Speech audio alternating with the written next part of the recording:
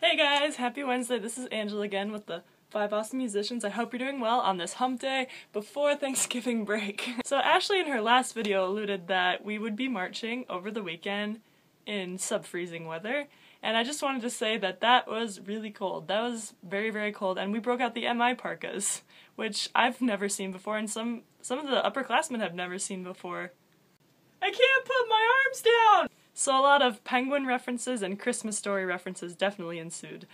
But, I mean, as awkward as they were, I still have all my fingers and I'm still alive, so I consider Saturday's game a success. Hannah, I love what you did with the Latin percussion. It was really cool to be like, oh, you turned this into percussion.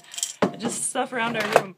And I really like the idea of having Latin instruments in general music because they're so cool and they're a lot, in my opinion, a lot more interesting than the recorder because no one in my class enjoyed the recorder. And boom markers were like fun as long as the kid next to you didn't start hitting you. And I think these instruments are a really good opportunity to explore culture and diversity in the general music classroom, and the instruments are also really, really fun to play. So I think it's a win-win situation. And thank you, Chris, for that happy birthday song. I must say, I've never been sung happy birthday in a minor key. I mean, when my family sings happy birthday, and none of us are quite all that good at singing, it kind of sounds interesting, but I've just never heard it straight up minor, so thank you for that.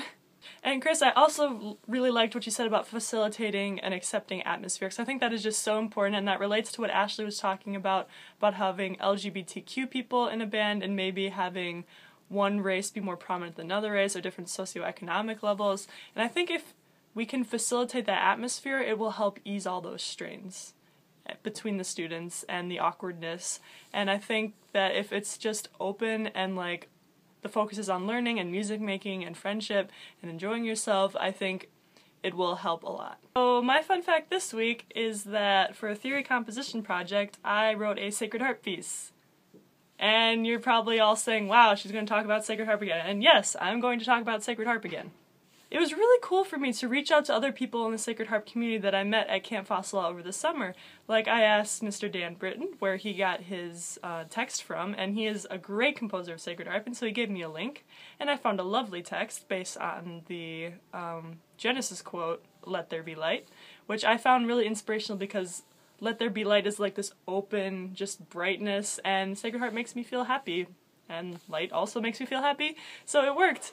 And I got to perform it on Monday in front of my class, and I was really nervous about it, but shout out to Hannah and my other friends that sang it with me, because it was really nice, and I got a good recording of it, and it was really, really special to have my piece receive validation from my peers, and to create something that didn't exist before, that I set in motion.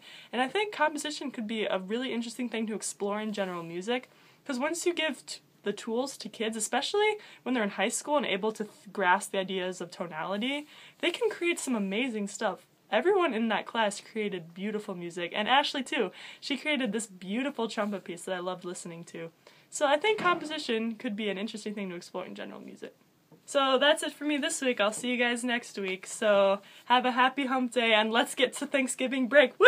We're 5 awesome musicians with an X that's just our way, and that's what makes us awesome.